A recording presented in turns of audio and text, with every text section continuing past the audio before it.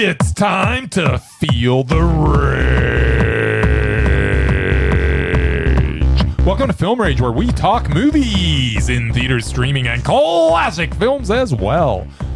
Directors and actors, beware, as you cannot hide from the rage. My name is Bryce, and I'm part of the Film Rage crew, which also includes Jim. Hey there, Jim. Hey. And in all his you take way too long. You need to speed that up. We've only got we're gonna do this in like a half hour, right? Oh yeah, it's fast. All right. So we're gonna blast through this sucker today. Some of us had planned. Hey, it's the Merman. I heard his voice. Where is he? Ah, there he is. Hey, Merman, how you doing today? I'm all right, a little tired. Yeah, well, So happens when you got to work for a living. no rest for the wicked, my friend. It's Wednesday. It's Wednesday all day long. So, with the introductions out of the way, let's rage on! Wow! Thanks for all of this morning. If you love our independent podcast, please like, subscribe, share, and give us a 5-star rating on your listening platform. Or support us and join the Film Rage community by joining our membership at buymecoffee.com/Film Rage YLC. If you cannot commit to a membership, you can still buy us a movie rental there to see a terrible movie. That'll fuel our rage. If I played anywhere in the world in the cinema, we'll watch it. Let's get to raging! You two are goofy. He directed me to get to raging. Oh, that's your raging. What amazing moment? What amazing moment? Will he predict the rage or will he predict Armando? Tell us all what Jim and Bryce saw at the movies. Here he comes swimming to you. Oh, swim, Murray. Swim, Murray, swim, Murray. Swim, Murray, swim. Oh, swim, Murray, swim, Murray. Swim, Murray, swim. Swim all the way to our hearts. And I have an update, by the way. An update? Because last week we asked our listeners. No! I put it out to the listeners, and I said, who out there loves our song? And we had multiple people post off of our last episode and actually quoted the Merman song. So, the Amazing Merman Predicts is living on in social media. Traitors all. So thought they were behind the me. listeners. They're 100% behind you, Merman. That's right, 100%. If they were behind me, they would do what I requested. Hey, the listeners want what the listeners want. This week I care even less than I usually do. So here we go. Nice. You know what? Most podcasts, they're part of their subculture is, and subtext of their podcast is, we care. No, we That's don't. just not us. I don't know about you, That's but me. I think one of my major faults is that I care too much. Yeah, that's what I've always said about you. That's what most people say about you. I know. If I've heard it once, I've heard it 1,000 times. Okay, 5 movies. 5. Which I managed to see 2. I managed to see 5 because I wasn't sleeping on the job. I saw 5.5. 5.5. Yeah. I don't even know what that means. I saw half of another movie. Piece by Piece, which is the animated adventures of one Pharrell Williams. I kept on thinking it was Brick by Brick, but that's the Iggy Pop album. That's No, right. it's Lego So pieces. get off my dick. I'm building it brick by brick. Never getting through this, are we? Maybe not. This pod. You know what? He says he wants to rush our podcast. It's a kid's movie. It's animated. It's about a It's so not a kid's producer, movie. whatever you want to call it. Double Man. Okie doke. The Apprentice. The unauthorized story of one Donald J. Trump DJ. in his early days and how he got the way that he is now. God help us all. Double Man. Because I saw like 5 minutes of it, so I couldn't see you loving it. All right. Saturday night. With me, It's all right with for me fighting. and Jim went to. Monday, Yes. Tuesday, Wednesday, Thursday, I know what I thought of Friday it. night. Doom, Yes. I'm hoping the Jim liked it a little bit. So Oh, let's okay. go Double Man that one too. Double Man. Saturday night. Here's where I'm mixing it All up. right. Terrifier 3. Terrifier 3. We got to see in the lovely town of Banff. We did. Banfafa? Benfafa. I don't know about Bryce. I mean, I don't think he loved it maybe as much as perhaps me or you did. So let's go meh for him. But of course, Jim, I can see mondoing the hell out of that thing. Then finally, Woman of the Hour. Anna Kendrick's directorial debut. Yes. Which she also stars I believe it's pronounced debut. What? Her directorial Debut. debut. It's always about Debut. the butt with you. No, I'm usually about the butt. I don't know, it looked interesting. I might have gone to it. I think Jim might have found some enough of it to like, maybe a meh. Bryce, let's throw a rage out at you. Yeah, he hasn't thrown one out yet, so. Well, there it is.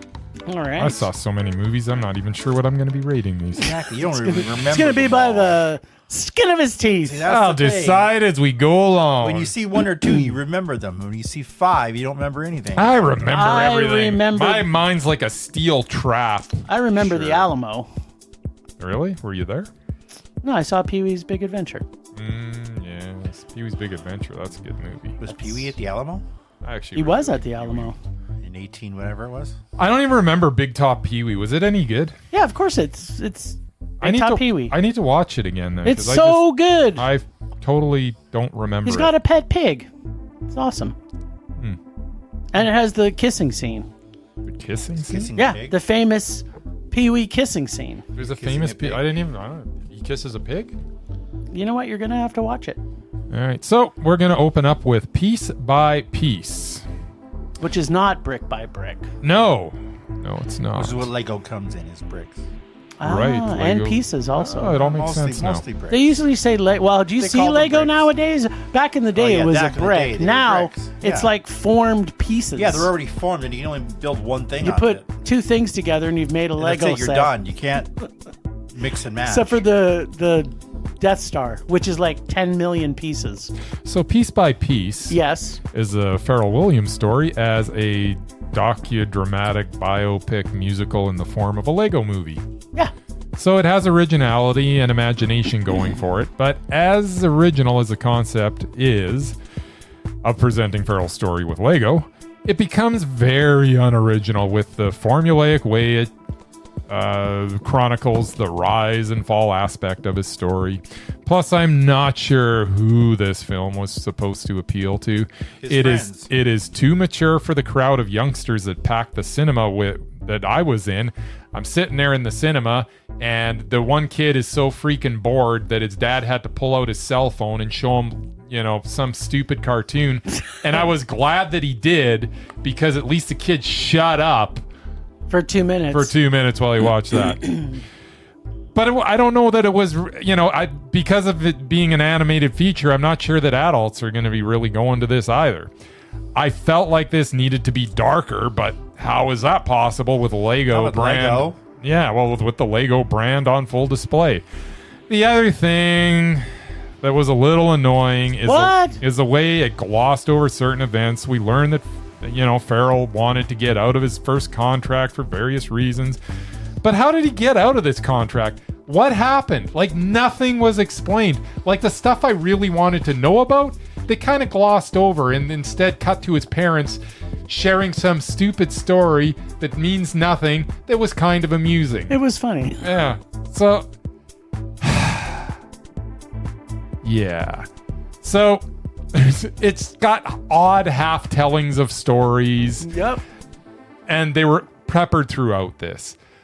But long story short, as an experiment, this was extremely entertaining. But as an informative biography or documentary, it falls flat because I didn't really learn the stuff I was looking to learn. It's very beautiful to look at. I love the music. I love the energy. I don't know what it is, though. And I think it wanted to, learn me a few things about Pharrell Williams, but I'm not sure I did. Did I enjoy looking at this? Did I enjoy listening to it? Absolutely. But it fell short as a documentary, and I think that was still kind of the point. See, I don't know who it was for. Yeah. So I enjoyed it. I enjoyed it a lot, but it was meh. Okay. Well, and before I jump in, I'll say what people, and I kind of maybe allude to it when I do have my deets on this, but this is just an interview. So it's an interview with him that whoever did the interview, they decided to animate it. So we don't know how long the interview went. Like, to me, it's kind of a biopic, but it's also kind of, it's just an interview that they then added in a bunch of other interviews to fit into it. So, you know, it's no different than if, well, Oprah does interview him in it too. Yeah, exactly. But it doesn't explain a lot of stuff. Like, there's stuff where they touch upon it, and then it's like, where's the rest of the story? Yeah. And then it moves on to some musical number, which is great and amazing, and it all looked great. Yeah. But I'm like, I'm frustrated because I'm actually looking to learn a few things. Maybe you'll get to see a documentary. I'm not a Pharrell Williams aficionado. There you go. I knew he was a producer. I knew he produced a lot of popular music that I don't like. But I only know one song he ever actually did. Yeah, you and everybody else. Happy. Yeah, which he got sued for. So that's the only thing I know about him. All right. Well, so at any rate, let me tell you a little bit about Piece by Piece. Just like his song Happy, this is the way I felt through this film. Pharrell Williams is a force, and I mean force, in the music industry, and has revolutionized what music in the hip-hop and pop world sounds like. It's no wonder that he would do the same for what and I'm putting in heavy quotes here, documentary about his life would look like. Alrighty. The fact they filmed interviews and then animated it in Lego, to me, was so creative and kept me in a space of joy for this entire movie. I'm not saying that there's some things I found a little dissatisfied with, such as how Disney, everyone, and everything in this movie is. I mean, we get Snoop Dogg coming off in his heyday as a goody-goody nice guy. Yeah, which is... We get rated PG, or maybe it's even G, doc, about a person that definitely worked with a lot of rated R artists. Yeah. But... Yeah. They actually said some naughty words in this. I don't think anybody said the fuck word. They didn't, but they said the poopy word. Yeah, well, that's hardly even a swear word anymore. I mean, but when you're sitting in a theater full of kids, 8-year-olds and 6-year-olds, you don't think the 8 and 6-year-olds knew Sugar Honey Iced Tea from Madagascar? I don't even know what you're talking about. What's Sugar Honey Iced Tea? That's what Chris Rock says when he's swearing. He goes, Sugar Honey Iced Tea. And all 6 and 8-year-olds laugh at that too. Spell it out. I get it, but I don't get it. So that's what I'm saying, is that even in Madagascar, they're saying shit. I don't know. So there you have it. 8-year-olds don't know who Pharrell Williams is either. Well, yes, they would. But if you're Pharrell Williams, you can put out a doc about yourself the way you want it. Of course you can. I fully enjoyed this rated G version of his life, his music, and the message he wanted us to see. Okay. Even though this also had some Christian sprinklings in it, it did not try to convert me. So I felt so much joy because you know what? I was happy. Happy. I enjoyed it all. Happy. No, that song is stuck. I was happy all the way through this movie. I really fully loved it. I like the creativity that Pharrell has and his partner. Just brilliant beats. I love the fact that we also know that he's got stores and stores of beats he hasn't even pulled out yet. And we're going to get to see them sometime. He's revolutionized hip-hop, so... Well, and other genres as well. He's not strictly hip-hop. That's right. So is Mondo. It was okay. You Mondoed that? Yeah. I loved it. I love Lego movies. By the way, I knew he was going to Mondo it. Yeah, because I did. As I was watching it, I was like, Jim's going to Mondo this. Oh, totally. I loved every single frame of this movie. I liked it a lot. Yeah, there we go. It's definitely worth watching, and I don't know. I just fell short on the facts. It's a Lego movie, which are not very deep, and you're going to just get sprinklings of who Pharrell Williams is and get to know who he is. So for someone who didn't know anything about him, you got to see a lot of people that he worked with, so you didn't have to look up anything. I pretty much knew everybody he'd worked with. That wasn't a surprise at all. Well, there you go. So this is maybe for Murray then, if Murray liked animated films. If I went to cartoons, which I don't. That's right. Right. Especially not anything where there might be kids in the audience. Oh man, were there a bunch of kids in yours? Because Not one kid. Because I Holy went to the poop. late. I went to the late show last see, night. I went to the afternoon, and it was wall. I went to the kids. 9:15 showing, and so. they were bored to tears. So if you've course got they a were. kid, do not take it. But if you're looking, Unless your if you kid- enjoy animation, Unless your kid is a Pharrell Williams fan, which could very it doesn't possibly matter. be. It doesn't matter It's not Lego unless Batman. your This kid, is not their typical Lego unless your movie. kid's like, I'd say that the threshold for a kid sitting through this and not just absolutely. Would you say being 10? I would say 12. 12. Okay. Yeah. All right. So, The Apprentice. Yeah. Okay. What's that? From moment one, It's a TV show, Bryce. where was. yeah, it is also a TV It show. was a TV show. Also starring Donald Trump. Yes. So for moment one, where Trump meets Roy Cohn, I didn't buy anything in this they were trying to sell us with this agenda. It's a U.S. made biopic. That's normally all you need to know how this is going to be. Yes, there are some things in this that actually did happen. I mean, I have seen a lot of docs about this person throughout the years, but none of this made me feel any of it was real, or how they show Trump and Cohen's relationship made no sense from moment one, and how it progressed also didn't make any sense. They give nothing of substance or truth to all the real events that happen in Trump's life, just things that fit this agenda. This was just Trump's version without the Christianity conversion that we saw a month ago from Reagan. Basically the same movie. The people who made it had an agenda, no. and had they an- wanted to spell it out. They didn't give any other details. The only thing I liked about this film was Jeremy Strong's performance as Roy Cohn. That's what I hear. And Sebastian Stan did a pretty good job of Donald Trump. And He's actually, okay. as he progressed through the movie, he became more of the Donald Trump that we know. Yeah. So, I mean, From what I can see, basically they're blaming this guy Roy for making Trump the way he is, and I think he probably had some of that already. He well, just- they probably didn't. be brought I didn't. out of him, I didn't but- feel any of that from this movie. Well, Otherwise- his 3 rules or whatever he His got 3 right rules, from yeah. Roy Cohn. yeah. Well, again, how would we know? Well, Because yeah, Roy but Cohen yeah, did yeah, Roy Cohen write a book about it? I don't I'm know. Who would pretty sure- know? pretty sure so, Trump did. Nah, otherwise, sitting through that's been this. documented. That's in the past. I read something. At some Oh, point well, that then was- you read it. It had to be you true. read it, Otherwise, that's true. sitting through this was painful, mostly boring, and missing way too many things to be worthwhile to even watch. Unless you just want a reason to dislike Donald Trump. even more. He can do that all on his own. You don't need this movie. Try just making a better movie next time. This was horrible. I hated this film. It was a rage. All right. Yeah, I mean the performances were good.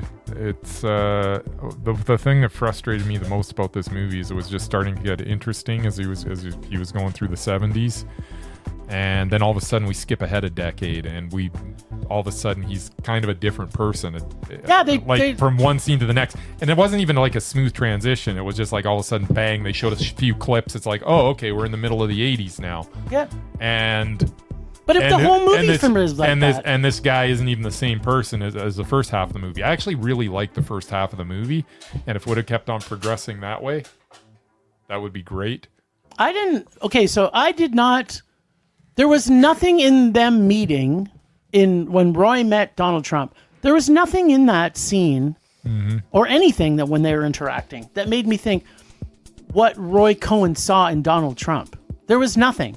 They didn't show anything. They kind of alluded that he saw a handsome young man. Yeah, that was what. But there was like that's not a that's not a reason why not you enough pull to him take in. to take him under his wing. Yeah, and they. As I say, I'm not sure exactly. Okay, anyway, keep talking about this movie. keep going. I didn't. At the end of the day, I didn't hate it. I thought it was uneven. I didn't like the back half as much as I liked the first half. And it was meh. That's it. It was meh. For what? How did you feel any of this? Like, they didn't. To your point about Pharrell, at least in the Pharrell Williams movie, there was things about it to like. There was nothing in this. But they cut everything you admit out. that Jeremy Strong's performance as Yes. Roy Cohn was very good. He was fantastic. But this movie's horrible. To be honest, everybody in this was good, and I understand your problems with the movie, and I had problems with it as well. But it wasn't horrible. I'm not raging. I on hated this. everything about this movie. Like, from the moment he met Donald Trump, I'm like, what is this scene? What is making Roy Cohn, who at the time was like the most powerful lawyer in New York City? He was a judge, wasn't he? No, he's a lawyer. Yeah. So he's like the most powerful lawyer. They're at this private club, and the whole private club is that Donald Trump was allowed to join this private club with, I guess based on his name or whoever the case. Plus, they showed Donald Trump's dad as if he's like some loser has-been through the movie. And Donald Trump's father was quite a predominant real estate mogul in New York, but they didn't portray him as that at all. So there's so many things in this that isn't real about the real, and they don't tell. Again, they take all the stuff about it that joins any of this together and just gloss over it all, because they just want you to, at the end of this movie, to hate Donald Trump. That's what they want. That's the agenda this movie's made, is to just hate Donald Trump without having any real connectivity to any of it. I didn't feel any scene was like correct, as I say, it just didn't from what really happened. It wasn't a complete movie for me, but it wasn't terrible. It was fine. I didn't hate it. Well, I feel you should have. I'm not going to recommend it to anybody. If someone says, should I watch The Apprentice? I'll go, probably not. Watch season 2. There you go. What's that? What's season 2? Watch the celebrity ones. Yeah, watch the celebrity ones. Because you see very little of Donald Trump in those. Yeah, the ones like with... at the very end, he fires somebody. But the one with Cyndi Lauper for the in first 90 minutes, it's all about the celebrities. And then he shows up right at the one end. with Cyndi Lauper in it. I don't know. There's a bunch of them. There's And Gene Simmons LaToya and Jackson. a bunch of other people. Yeah, Anyway. that one. Yeah. All right. Speaking of Victoria Jackson. Yeah. Speaking of Victoria Jackson, yes. Not Victoria. LaToya. Well, I thought he was doing LaToya I Jackson? thought he was doing a segue. Oh, I thought you said Victoria Jackson. See, LaToya. He's doing a seg. But yeah, LaToya Jackson? LaToya Jackson. LaToya Jackson. She was on The Apprentice. She was. Was Victoria Jackson on the No, Apprentice? Victoria Jackson was not. I wouldn't know. I thought, you said Victoria Jackson was on The Apprentice. No, I'm I like, said okay. LaToya Jackson. Whatever. Look it up. All right, so we're going to talk about Saturday Night's All Right for Fighting. Not the song I would go with. Get a little action on. Live from New York. You know the rest. I do. This latest film from Ivan Reitman's Little Boy Jason tells the story of Lorne Michaels and the original cast of Saturday Night Live in the 90 minutes leading up to the first ever broadcast of the now iconic show. Chevy Chase, Dan Aykroyd, John Belushi, Jane Curtin, Gilda Radner, Billy Crystal, Andy Kaufman, Garrett Morris, before they were famous. Once again, I find myself issuing a disclaimer. Uh-oh. This film isn't for everyone. What? For starters, you have to actually watch the show, either the original cast or any of the versions that came afterwards. I disagree. To really appreciate it. I disagree. It also helps if you actually like to see how TV shows are done. And it especially helps if you worked in the broadcast television industry, like me. I don't know how accurate this film is. I don't care. Cast members fighting, guest hosts like George Carlin flipping out and high on coke, technical issues, a llama that nobody seems to remember ordering, networking executives standing by to watch them all fail, TV legend Milton Berle, played perfectly by J.K. Simmons, being a general pain in the ass dickhead. This film had it all. I really loved the chaotic and frantic shooting style that Reitman used, similar to Birdman. There was so much going on, you didn't know where to look. It was also a challenge to keep all the characters straight with the fresh faces that are playing them. I enjoyed every minute of it. Of course, it was a freaking Mondo. All right. So, I'm guessing you guys disagree. well, you never know. You're going to find out. Murray. So, Guessing. so not since 1978, 1978. Dawn of the Dead, Oh, opening scene of a TV station, have I seen as manic a beginning for a depiction of a TV show as 1,000,001 things are happening all at once, yet all in organized or perhaps unorganized chaos. Reitman really grasps the whole concept of what this moment in time must have felt like. The timing, the comedic timing, and quick dialogue that you need to be continually listening to make sure you don't miss anything is rapid fire. And for many, many minutes at a time. And then you'll get a break to showcase one of the amazing original cast members of this iconic TV show. On top of that, we get to see behind the curtain on some of showbiz's biggest people in NBC, be them a happy look or a detrimental look. Like, in particular, Uncle Milty and his 11-inch penis, or John Belushi's prima donnaism. Perhaps it's my great fondness for the not ready for primetime players, or it's Reitman's brilliance, but I freaking love this movie. It was Mondo. I got a couple things to unpack, but yeah, no, this film, and I would agree with Bryce on this. I don't think people have to have any care about watching a TV show. In fact, I think in my opinion, if you knew nothing going in, you're going to enjoy this more because we know the outcome. Yeah. If you know nothing about it and you start you watching wouldn't have this, a clue what actually and you're happens. like, is this show going to go on or is the show not going to go on? You've never heard of the show. And the fact that Ivan Reitman is able to keep that tension up for 90 Do you minutes. mean Jason? Well, Jason, because Ivan Was keeping the tension. Reitman. Was Ivan at this original? Jason spirits. Reitman He might have been on the original. was able to keep the tension up for 90 minutes when we absolutely know what the outcome is at the end is amazing. And it is, you can cut it with a knife in minute 3, in minute 47, in minute 86. Yep.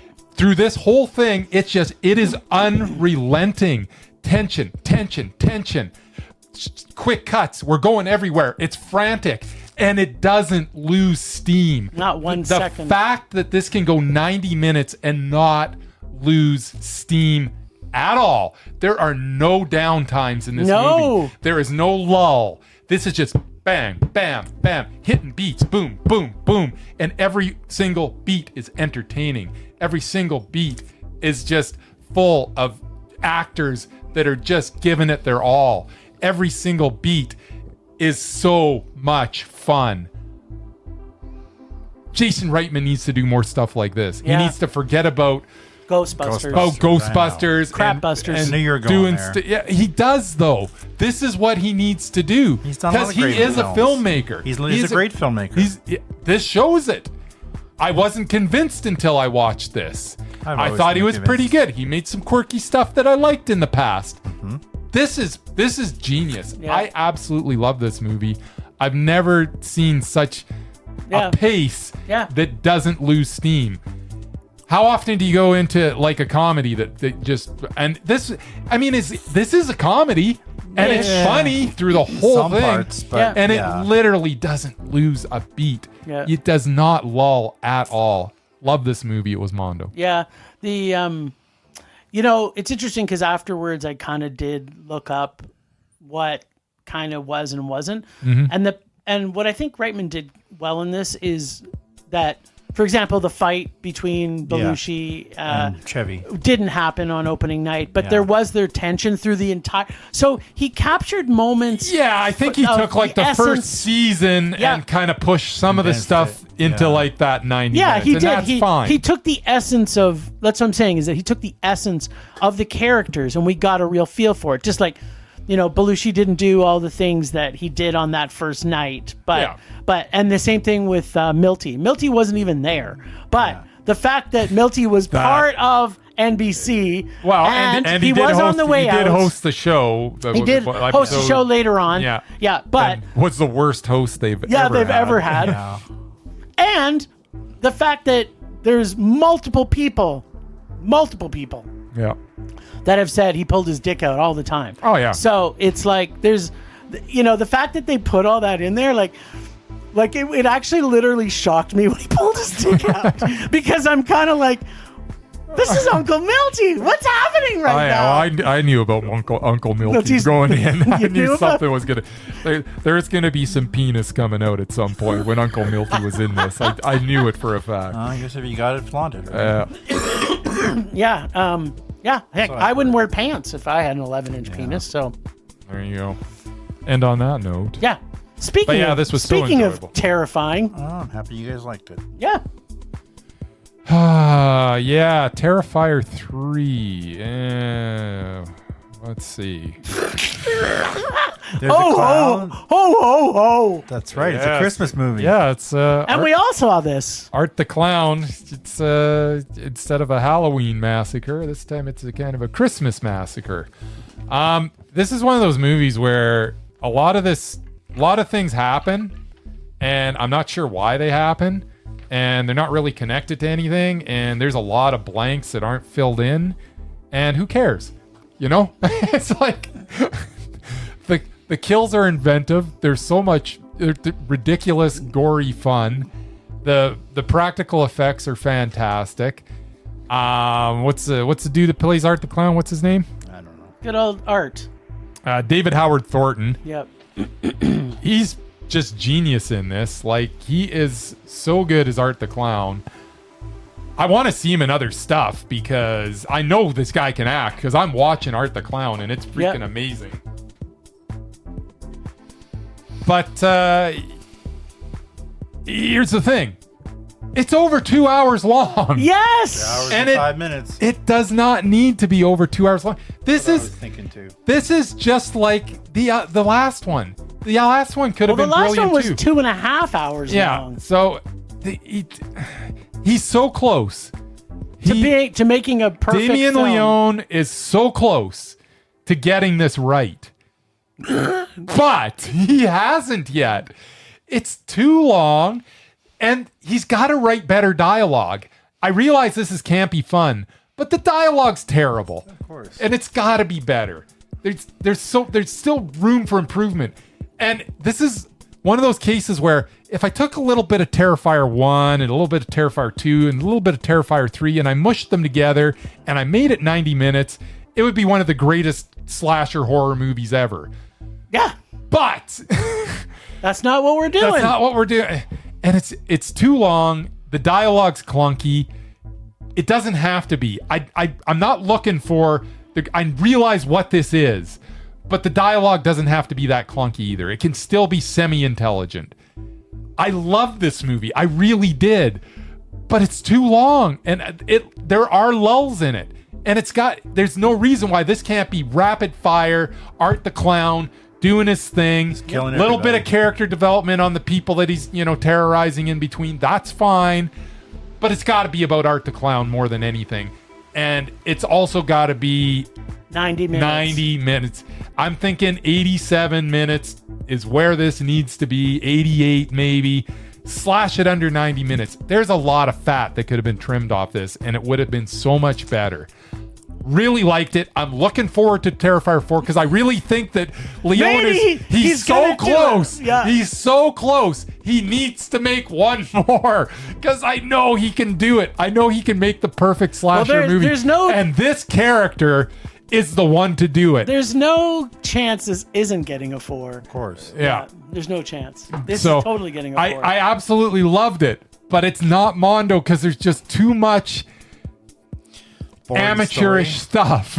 And I'm sorry, it can't be over 2 hours long. It's a slasher movie. You can't make a 2 hour slasher movie. That's what killed 2. Yeah. All right, Mer. Well, this is your first Terrifier experience. I'm glad I got to next. I got to tell the story. Anybody who follows our socials knows the What's story. a social? Social media stuff that Jim does. What's that? Jim and I saw this while we were visiting the sleepy mountain town of Banff over the weekend. Banfafa. It's an old style theater, which hasn't changed since the last time I was there in 1989. Nope. When we got there, the young and very cute Irish lass who checked our tickets handed us some empty popcorn bags. I thought, oh, there's a do-it-yourself popcorn machine somewhere. Yeah, we're getting free popcorn? Free What's going on? Sweet. But she indicated that they were in case we needed to vomit. That's pretty cool. Apparently, this film was so gross, it's making people sick. Like Jim said, they don't know us very well. I have not seen the Terrifier films and didn't know what to expect. It was certainly gross and bloody, though I wouldn't really call it terrifying. With some very ingenious kills. Art the Clown almost made me like clowns again. Almost. He's so good. He was hilarious. The problem for me was the continuing story from the previous films, which I just couldn't follow. Well, you don't need to. Yeah, you kind of do. There's no I story. didn't get the whole premise. Story is not where this is. I get the killing people, but the whole thing at the end with the hell portal and the angels, and I didn't get any of that. That's all new, man. That's But new. yeah, I thought if it's just a guy, tormenting this poor family. Yeah, I get that part. But then they threw a bunch of stuff in the second one in. I was Anyway, just happy to see Clint Howard. Yeah, always happy to see Clint Howard and that guy you like, whatever his name was. Yep. Still, yeah, that guy. it Tom was a- Savini. It was a fun yes, movie. Tom Savini had a little It was cameo. a bloody good man. Nice. All right. So I didn't hate it. that's two mez. Yes, I was so close to if it just wasn't so bloody long. Yeah, it was too long. All right. Well, let me tell you a little bit. Well, actually, I'm going to tell you a lot of bit of what I thought of Terrifier 3. Go ahead. So, first off, Art the Clown at Christmas? Genius. What the fuck? It's a Christmas movie in October. Yeah. That's almost. That should be your rage this week. Yeah, it We might. should've- we Who should've- says it's not? Releasing Christmas movies in October. Who Yeah. says it's not? So close to Yes. Halloween. Well, okay. So I guess whatever Art the Clown wants, Art the Clown gets. I'm surprised it didn't come out in the summer though, with the other blockbusters, because this film killed everything at the box office It this did. weekend, just Even- like our even- clowny little clown. Even that other movie with the clown in it. Yeah, There's another movie. so many. There was one. the So week many before. clowny movies. So we pick up with Oh, Sienna. Joker. We pick up with Sienna and Jonathan 5 years later, and after Art the Clown does some killing of a Santa and a few other people, And which some I random totally didn't family. understand who they were and why they were Love how in they- it at all. They do not shy away from killing kids. No, that's the best thing about it. But also including, that's right, Murray's favorite director's brother. Yes. That is true. Clint. All right, let's catch up All right. with our survivors Okay. from the last movie, Yes. unfortunately. So Jonathan is at school and Sienna is hanging with her cousin, aunt, and uncle. And we get way too much story about these two again that seems to droll on for way too much time. Yep. All the while, Art was frozen in time for the past 5 years. For whatever reason, who knows? Who cares? So, yeah, Art and his girlfriend are frozen for some reason. We don't know why, but then we go back to blah, blah, blah, blah. More boring, badly acted story by Sienna and her family. His girlfriend's When, so awesome. yeah, she's the best. When what we needed was more Art giving us the torture porn we have killing. come to know and love. Like Santa at the bar. Santa scalping mommy under the mistletoe. Santa blowing up kids at the photo shoot at the mall. Santa's Yes. workshop at the mall. Taking a group shower at the frat house and making blood angels. And fun with rats. Yes. But then we get so much blah, blah, blah, backstory. Yeah. Put a little bit too much blah in that backstory. Yeah, and then more blah, blah, blah, returning characters, just like the Terrifier 2. This needed a bit of editing. I'm going to say a bit of editing. Lot of but editing. I'm thinking it's more like a lot of editing. Just like the perfect length for a documentary is 77 minutes, the perfect amount of time for a slasher, I can tell you one thing I know about that. Yeah. It is not over 2 hours. No. 87. No matter how fun Art the Clown is making us laugh at his murder sprees.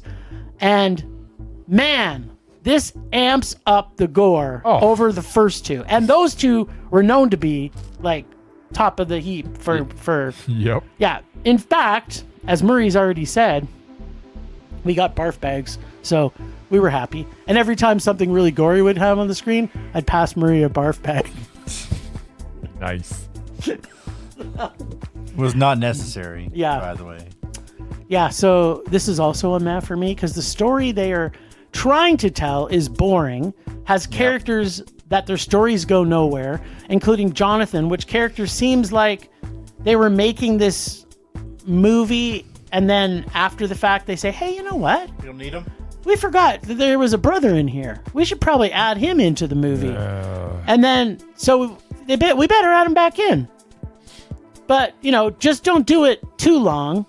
Let's just add him in for some reason. Yeah, for like 3 And then scenes. he disappears later and Yeah. like, whatever. So maybe he died. I Maybe still he's don't dead. know. I don't know if that was him or not. A lot of but- stuff just doesn't matter, but as I say, I don't need blanks filled in. I just need more Art the Clown. They should have just made a whole new story, but with Art the Clown. Yeah. Like, I who cares almost about the old family? Just start fresh. I'm okay with the know- girlfriend though, yeah. because we do learn in this one. They need Art the That- Clown to like just go somewhere else. That's what I mean. Start with a new family. Get on He a might. bus. Yeah. Well, Get he to did. a new did. town. Well, I can see that. Maybe he's going to a new town. That's exactly what's Maybe going to be in Terrifier 4 4. will be a brand new family. Yeah, I that hope so. arises. But the cool thing about it, there is a couple of cool things about it. So his girlfriend Yeah. is a devil or a Yes. demon. She's something. So She's awesome. that's kind of why Art keeps coming back. Obviously, he's somehow possessed by her or yes. something. We got, some explanation for the first one. Yeah, but it doesn't matter. Yeah. But you know what? I didn't like either of the characters from 2. And No. the fact to bring them back. Bring 'em Like, back, just let their story end in 2. Yeah. And then just have him and his girlfriend come back and just Terrorize a Go whole to new- Christmas a whole Town. new family. Exactly. Yeah, exactly. Yeah. That's what would have made it better. Still super enjoyable. Yeah, it was super fun. Let's keep on supporting the Terrorizer and bring your own movies. barf bags. and the Terrifier movies too. Oh yeah, whatever it's called. Yeah. And bring your own barf Ivan, bags. Jason, Terrorizer, Terrifier. It's What all little the column same. A, potato, little- potato, It's whatever. all the Well, you know same. what that means though, Mur. Yeah, I guess so. That's a triple banger. Triple banger. Much like Art's girlfriend. Yeah, she's hot. All right, so Woman of the Hour. Anna Kendrick, in her directorial debut, has shown she grasps how to get our attention. Right from scene 1, or should I say frame 1, she creates tension and shows us she understands how to peer into every character she puts into frame and peer right into their souls. On top of that, she seems to capture every scene's essence in a way that you feel the atmosphere and tension of each scene exactly how you were supposed to feel it. She masterfully moves through time, building suspense as the film unwinds and we are left feeling dread and fear for our lead Kendrick herself. Which, to do that your first time directing and then also star in it, pretty big feat. Not very often do we see a true story brought to the screen where you feel, or at least I did, got the feeling that we actually got as true an events as we probably could. Even if some of the events didn't go exactly as shown, I still felt as I was watching the movie that could have been how it played out for me. All right.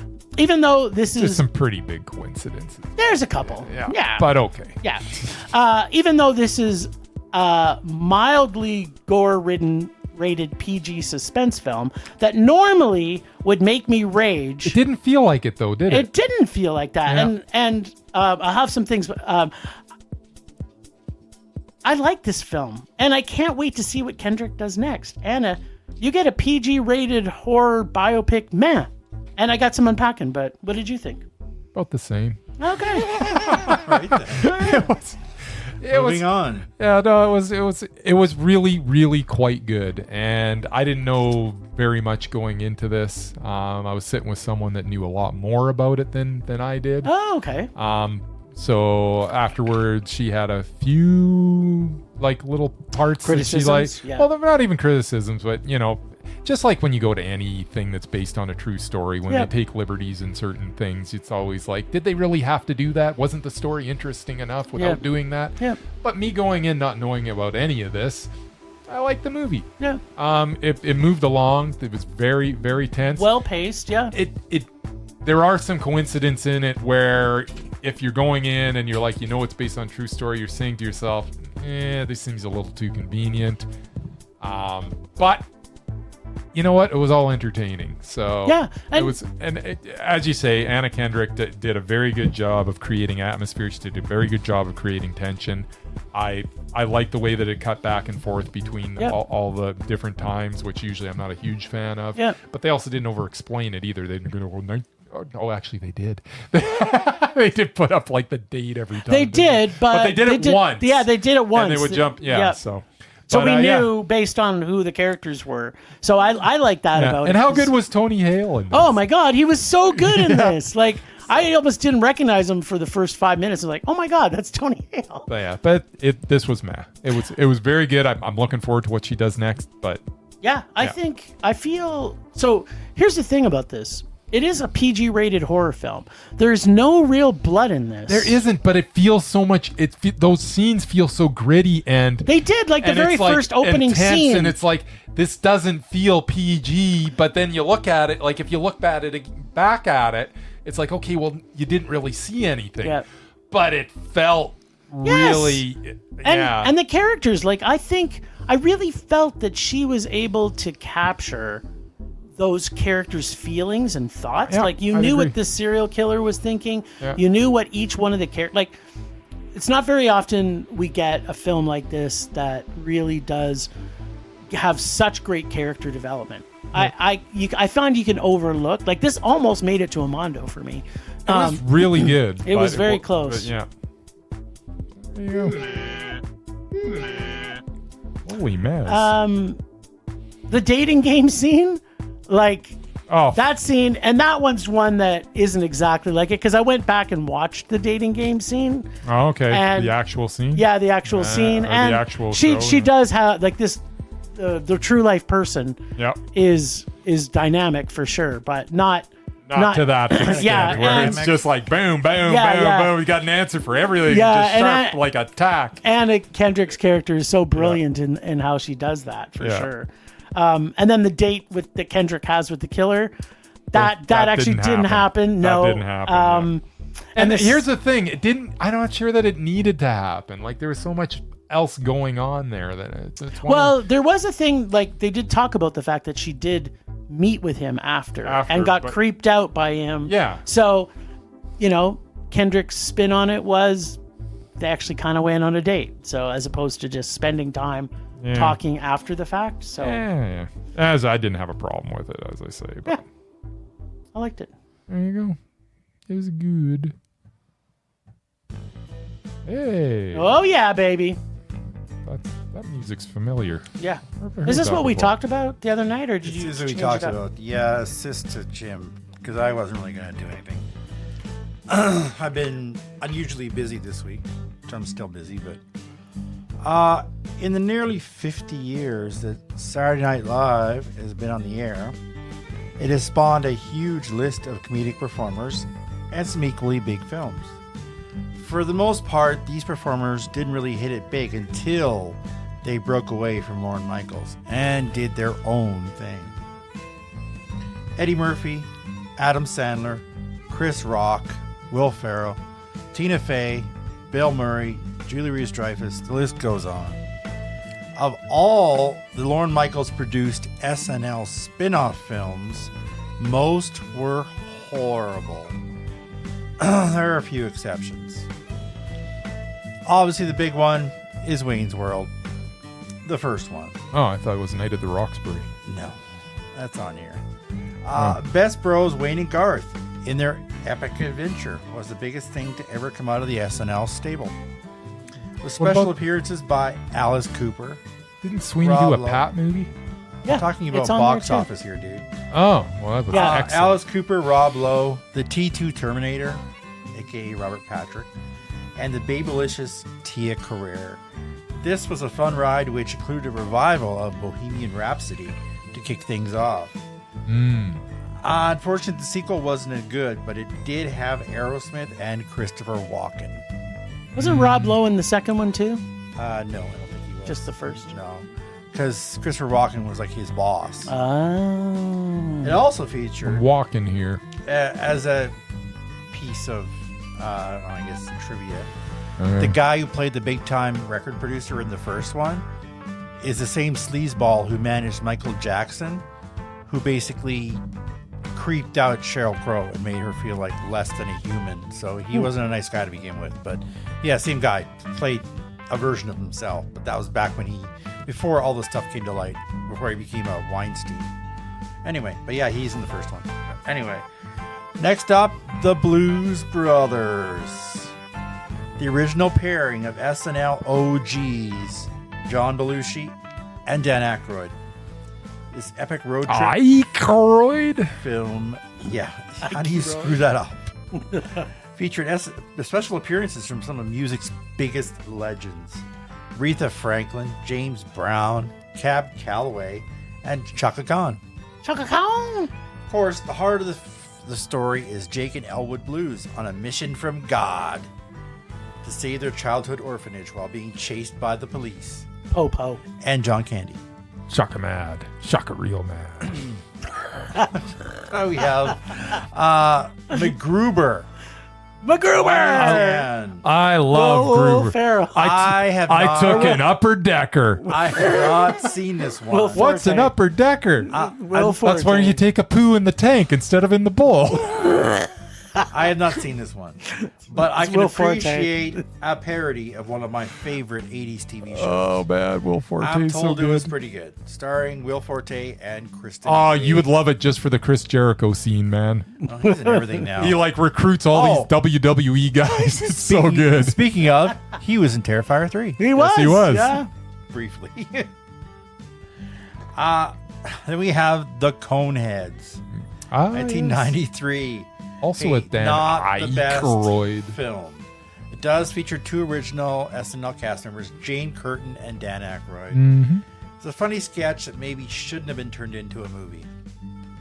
Yeah.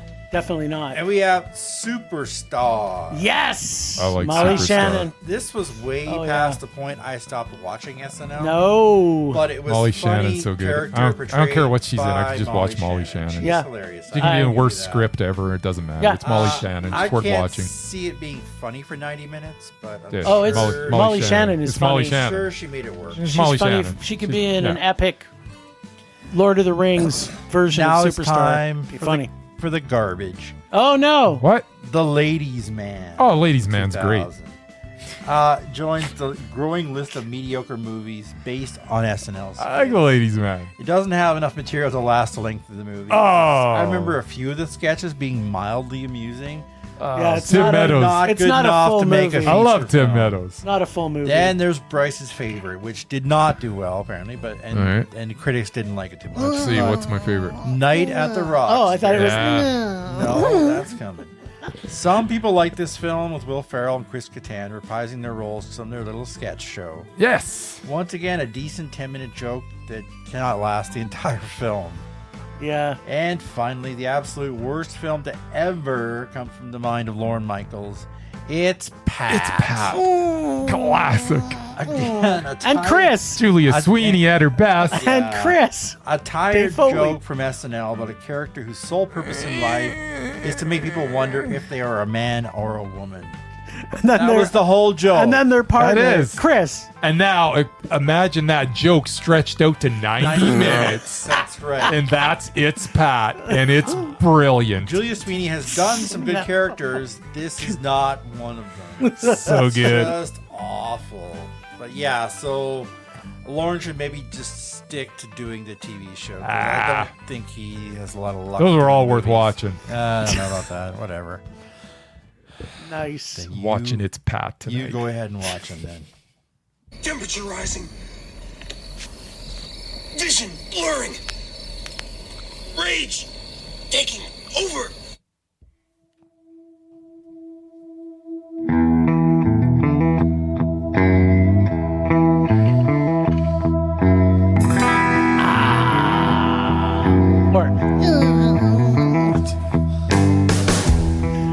Okay, so my rage this week is Bryce because he stole my always thunder for my rage, which was going to be where Terrifier came out not at Christmas, because there's nothing better than a Christmas horror movie. Yes. Like, it makes no sense that came out in October.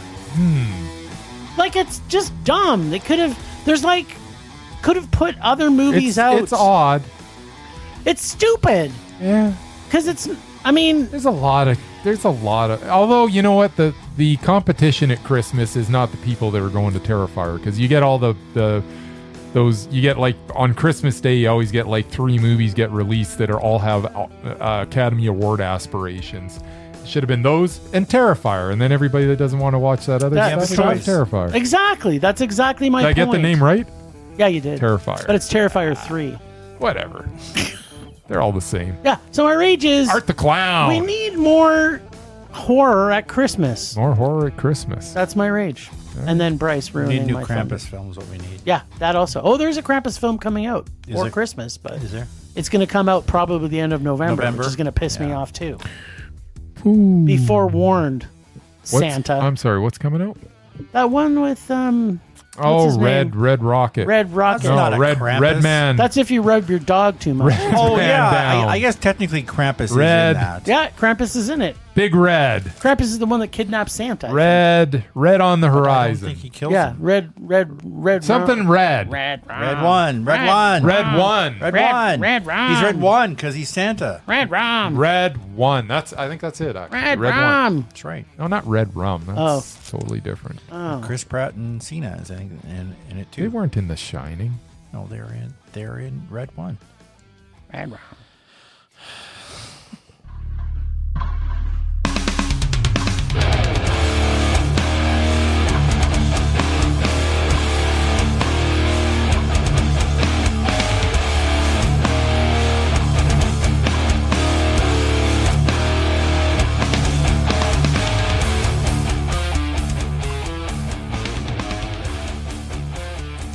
I think he stole his rage. Nah, he didn't steal my rage. What about that kid in the movie? The kid in the movie. You know what? It's whatever. I mean, maybe that's my rage, is that I didn't go to brick by piece by Piecey brick, By brick. piece by piece, at a later time, because man, Like there were with a lot me of- on Tuesday night after work? A lot of kids there. That was. I'm not really raging about anything. I mean, I'm raging about stuff. It took me 45 minutes to get home today. Well, there you go, like- that was annoying. We're not called film love. You gotta have Stupid stuff. people on the road. We're There three you old go. people that rage about all kinds Everything. The last few weeks, I've had something that I knew I was going to talk about going into this, but yeah. of shit. It wasn't the 45-minute drive home. Because you should didn't take write it that was down. horrible. 20 minutes. You know what? I'm driving home, and I decide that I'm gonna take my usual route. And when I go to take my usual route, there's traffic backed up on the ring to get onto the Glenmore Trail. That's like ridiculous. And I'm like, well, I'm not going to do that. So then I'm like, okay, what do I do now? Do I go all the way to Deerfoot? I'm on Blackfoot right now. People don't know what I'm talking about, but it doesn't matter. And I'm like, you know what? I'm not going to go all the way to Deerfoot, double back to Memorial Drive, and go through all that ridiculousness. So then I decide, you know what? I'm going to go through downtown. Oh my God. Rush hour? What are you, nuts? I thought that if I hit 6th Avenue, No. I got a one-way street, I'm going to hit all the green lights, right? I got stopped at every single light, and we just inched along. It was horrible. Horrible. So... Traffic? Yeah, traffic's no fun. Downtown rush hour? Imagine Downtown that. rush hour is also no Imagine that. fun. Someone's writing down my... Let's see. This just in. Apparently, somebody reminded him of his rage. Oh, I forgot. I also... here's my rage. So you have two then? I guess this is actually my rage. I forgot. Someone I had to forgot. remind him because he's old. I actually had to pay twice. Well, let's say 4 times actually, because I got a ticket for me and a ticket for Kim. and then my wiener dog went and ate a bunch of plastic bags. We had to go to doggy emergency instead of going to the movie. So I ended up not going to the movie. And so then we had to go again on the holiday Monday. And because we had to go on the holiday Monday, I'm guessing we ended up seeing it with a bunch of just snot-nosed little kids instead of seeing it with a more mature audience. Yeah. So, that's my rage. Your rage is your dog, is what you're saying. Yeah. Who likes to eat things that shouldn't be eaten? Yeah, he's got to stop eating the plastic bags. People go to that's my rage. People go into dog parks with Ziploc bags because my dog's too dumb not to eat them. Okay, my rage is my dog, apparently. But he's not, because he's awesome. All right, then. He's a dumbass like you. Okay, what was my rage? Your dog's a dumbass like you. No, not at all. Subside. Baxter's the best. Whatever. Time is over. Anger fading. All right. We got the lists. Do we? Which we haven't done, Well, we didn't have a film to watch, but the Murr's going to tell us what we're going to watch for next week. Mesmerized Off? He's got a Carol Kane, I think. I do have a few of them. I love Here's Carol one Kane. which I checked and double-checked, and these two people are in it right next to each other on the listing. So Nice. I'm assuming they share the same amount of screen time. Nice. We'll see if it's 2 minutes or 20. Okay, so hold that for a second. Okay. So people listening, if this is your first time, first off, welcome aboard. Join the rage. We have a page on our website called The Lists, which we list down 5 lists. We have the mesmerized, we have the repulsive, we have the doubted, we have the undoubted, and we had the once mesmerizing, and the list of those people who were once mesmerizing but were punted by someone who's more mesmerizing, because everybody knows if something's mesmerizing, you can't look away. And so if you look away to someone else, that other person must be mesmerizing, or at least more mesmerizing.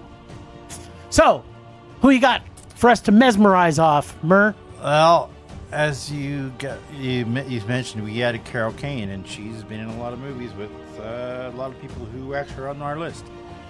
So next up, we've got Carol Kane and Viola Davis. What? Something called The Shrink is In. The Shrink is Shrink in. is in. They were both in it.